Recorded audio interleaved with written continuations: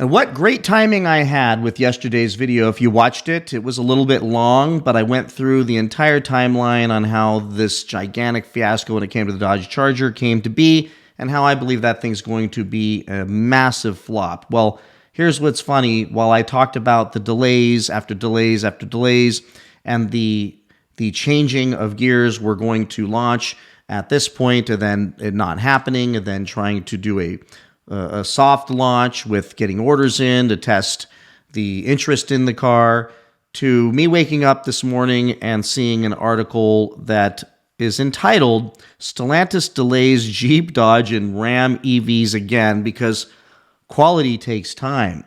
Well, then what's your excuse when it came to the Hornet? Because that really didn't work out well. Or the Demon, which was delayed, and it still had issues, and we still don't know to the extent those issues will manifest themselves into reality because so many of those are sitting with 30 miles on them, never to know if those are the ones afflicted with the bad engines. So he believes maybe he learned lessons that quality takes time.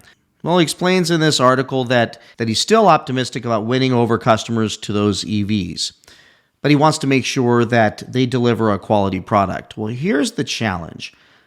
If these things do get launched whenever, let's just say they start launching them, they start hitting dealerships, whether it's the Charger or any of these trucks or that Grand Wagoneer S, if these things start hitting dealerships in this next month, and he pushes it out, he says a few weeks, and then they do have issues, he's going to have to eat these words. One thing I've learned in business is to be careful with what you say today, because your competitors or the general public, when you're selling things to the general public, will feed you your words with salt and pepper later. And I think that in this case, we get to watch this outcome of him making yet another delay with these EVs, meaning less stuff for these dealerships to sell. I spoke to a dealer yesterday who said, well, the Wagoneer S looks like it's going to be a pretty awesome product. So I think we'll be getting that soon. Then we see this article today saying, no, you're not going to get this soon. It's actually going to be put off a while. Here's what Carlos said. We don't want to take risks in terms of validation, Tavares told Auto News. It's very important for Stellantis to demonstrate that we have all the capabilities and that we master the technology with a high level of durability. And that's exactly what we are doing right now. So we don't want to rush. It's better to take a few weeks more to validate properly than to rush and then make mistakes in terms of quality. That's what we are doing now. We are validating and we are managing the peak between the products that we have ahead of us. But he's got problems. See, the sooner they get them out, the better chance they have at selling them. And here's why. Interesting logic here. But if this new administration that gets sworn in late January gets into place and starts taking action and removing tax credits from the ability to sell these things for customers, that will hurt sales. That will hurt pricing, because the only reason they're able to get or even ask higher prices on these EVs is because there's a tax credit they can calculate into the customer and say, but look, this is the real price effective to you. If that goes away and Stellantis has to kick this can down the road and ends up meeting, as those go away, the market with these cars, that's just disastrous. So rushing, definitely a bad decision. But when you were supposed to launch some of these things middle of this year, like the Daytona EV, and it's still not launched, and now you need more time, well, then that's a problem, because you're going to be landing these cars as the tax credits possibly get completely removed, which is going to crush sales. I still cannot see a path forward for Stellantis to find any level of success with their EV strategy. I just can't see it. Carlos still says, oh, he still believes it's going to happen. Another statement he said, it's all about listening to the customer. Wait a minute, you're not listening. Tavares said, they will ask us for affordability. They will ask us to sell BEVs at the price of gasoline engines. At the end of the day, when I make the test drives of those electric vehicles, I always come with the same conclusion. It's a better car.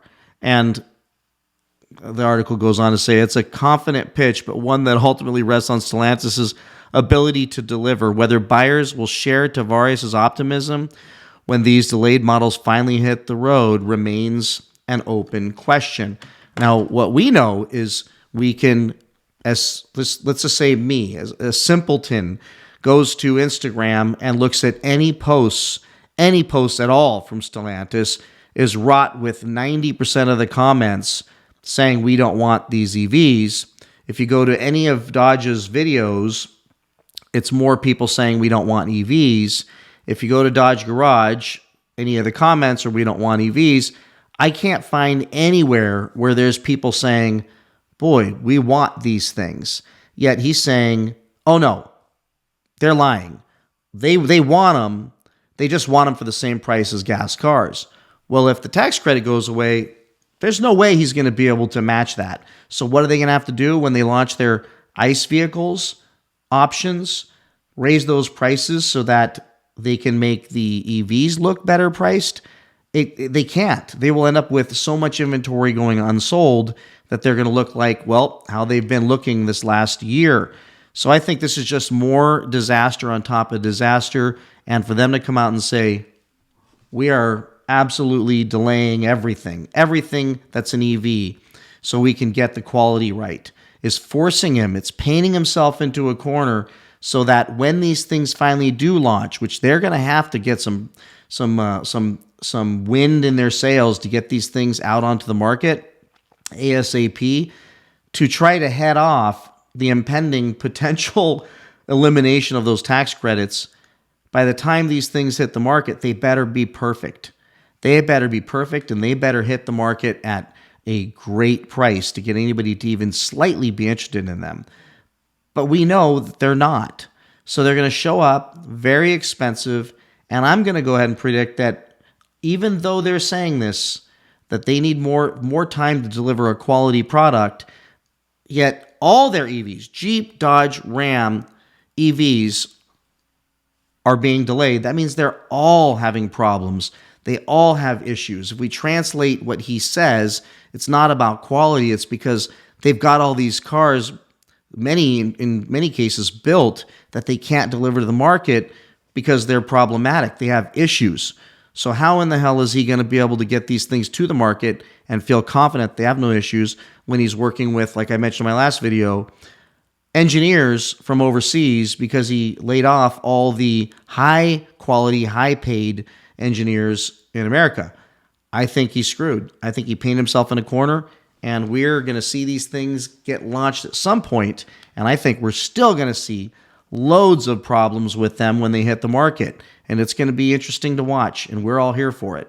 So with that, everybody, let me know what you think about this new development in the comments below. Right after I did my last video, this article comes out validating everything I said in that last video. If you really want to get deep and granular and everything that led to this and all the horrible decisions Carlos has made, go watch that video. I provide you all the proof, all the stories from online, everything in sequential order, and it's shocking to see how a company could be this bumbling, this ridiculous. So again, like, subscribe, comment, and I will see you all in the next one. Take care. Bye-bye.